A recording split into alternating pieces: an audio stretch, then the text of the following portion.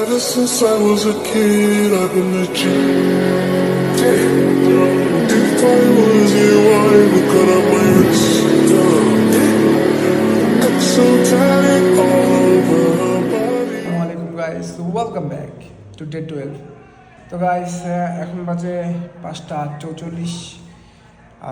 বাকালায় যাওয়া শেষ, খানা খাওয়া শেষ, বৈশা সবার সাথে কথা বলা শেষ।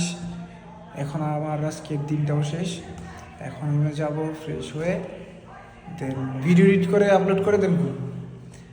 তো আই হোপ সবাই পাশে থাকবা।